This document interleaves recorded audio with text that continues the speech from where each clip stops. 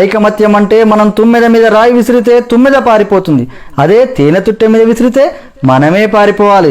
ఇద్దరూ కొట్టుకుంటే ఒక్కరే గెలుస్తారు, రాజీ పడితే ఇద్దరూ గెలుస్తారు. మెట్టెల విలువ వేలలో కానీ వేసేది కాళ్ళకి, కుంకుమ విలువ రూపాయలలో కానీ పెట్టుకునేది నుదుటిపైన. విలువ ముఖ్యము కాదు, ఎక్కడ పెట్టుకుంటామనేది ముఖ్యము. ఉప్పులాగా కటువుగా మాట్లాడేవాడు నిజమైన మిత్రుడు, చక్కెరలాగా మాట్లాడి మోసగించేవాడు నీచుడు. ఉప్పులో ఎప్పుడూ పురుగులు పడ్డ దాఖలాలు లేవు, తీపిలో పురుగులు పడని రోజూ లేదు. ఏడుస్తూ ఈ లోకంలో అడుగెడుతావు, ఏడిపిస్తూ ఈ లోకాన్ని వదిలి వెళ్ళిపోతావు. రమ్మన్నా సన్మార్గంలోకి ఎవ్వరూ రారు, వద్దన్నా చెడు మార్గాన్నే ఎంచుకుంటారు. పాలు అమ్మేవాడు ఇల్లు తిరగాలి, సారాయి అమ్మేవాడి దగ్గరికే అందరూ వెళతారు.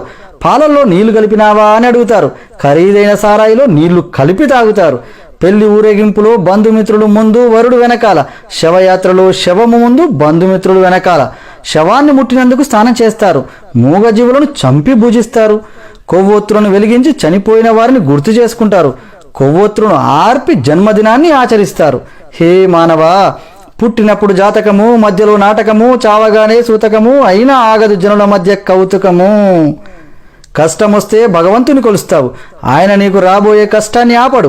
నిత్యం స్మరిస్తే కొండంత కష్టాన్ని గోరంత చేసి సులువుగా దాటే శక్తి నీకిస్తాడు. కష్టాలు కుంభవృష్టిలా నిన్ను ముంచేస్తే నీకు గొడుగు పట్టి కాపాడతాడు, గుర్తుంచుకో. కొబ్బరి చెట్టు పెరిగే కొద్దీ పాత మట్టలు రాలిపోతాయి, జ్ఞానం కలిగే కొద్దీ తన పర భేదాలు తొలగిపోతాయి. పుండు మానితే పొలుసు అదే పోతుంది, పుండు మానకుండానే పొలుసు పీకేస్తే పుండు తీవ్రమై రక్తం కారుతుంది. జ్ఞానసిద్ధి అంచెలంచెలుగా కలగాలి, ఆత్రపడితే లాభం లేదు. సముద్రం అంత సమస్య వచ్చిందని దిగులు పడకు, ఆకాశమంత అవకాశం కూడా ఉంది. తలెత్తి చూడు ముందు, నీపై నీకు నమ్మకం కావాలి. నీపై నమ్మకం నీకు బలం, నీపై అపనమ్మకం అవతల వారికి బలం. నీ బలం ఎవరికీ తెలియకపోయినా నీవు బతికేయచ్చు, నీ బలహీనత మాత్రం ఎవ్వరికీ తెలియనివ్వకు. నిన్నుగా బతకనివ్వరు. మరణం అంత మధురమైనదా? ఒక్కసారి దాన్ని కలిసిన వారు వదిలిపెట్టలేరు. ప్రకృతి కూడా అదంటే ఎంత పక్షపాతం. ప్రాణం పోయిన జీవుల్ని నీళ్లలో తేలుస్తుంది, ప్రాణమున్న జీవుల్ని నీళ్లలో ముంచుతుంది. నీ పరిసరాలను ఎంత శుభ్రంగా ఉంచినా నీకు అనారోగ్యం రావచ్చు. బుద్ధి అనే ఆసుపత్రిలో ఆలోచనలు అనే వైద్యుడు నీ రోగాలను తగ్గించగలడు.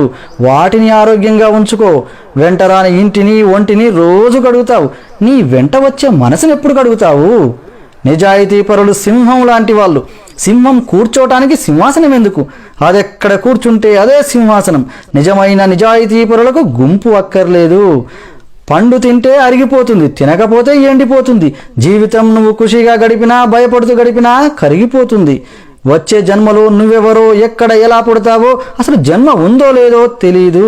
నువ్వు నా వాళ్ళు అనుకుంటుంటే వాళ్ళు తర్వాత వాళ్ళ కోసమే బతుకుతారు. నీకంటూ ఎవరు ఉండరు, ఏమీ మిగలదు. అర్థం చేసుకుంటే పుట్టిన దగ్గర నుంచి పోయేందుకే మన ప్రయాణం. ఈ మాత్రం దానికి పుట్టడం ఎందుకో తెలియదు, తెలుసుకోవటంలోనే ఉంది కిటికంతా. అందుకే ఈ జీవితం అంతా.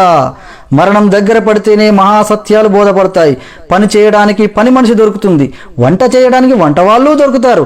రోగం వస్తే నీ బదులు భరించడానికి ఎవరూ దొరకరు.